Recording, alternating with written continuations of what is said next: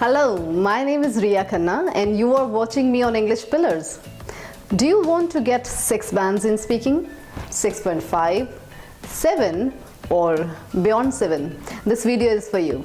In this lesson, I'm going to give you 5 tips on speaking part 2.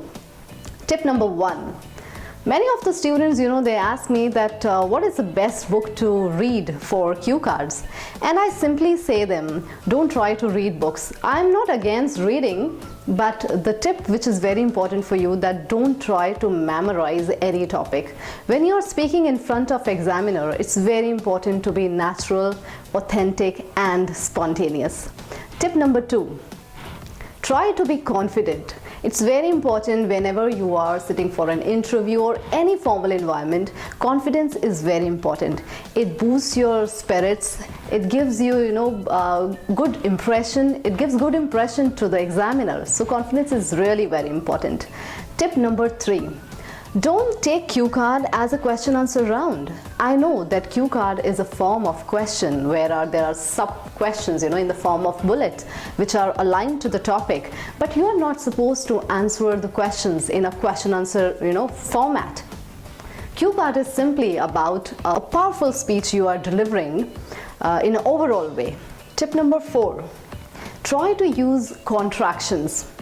Contractions means you can contract such words like do not. For do not, you can say don't. For cannot, you can say can't. For should not, you can say shouldn't.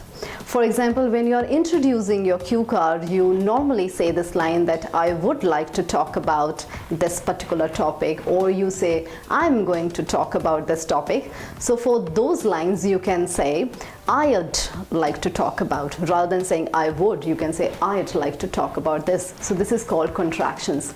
Now contractions will help you to make your speaking more fluent and you would be speaking in a smooth way. So this is very helpful. Tip number 5, the last tip but the very important tip. Try to express your cue card in a form of stories.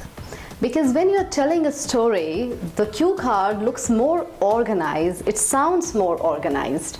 And make sure when you are telling a story, you should have a starting or beginning of the story, a middle of it, and eventually you finalize it or you end it.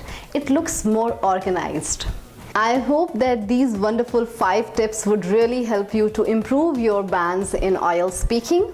So stay tuned and keep practicing. I'll see you soon in the next lesson.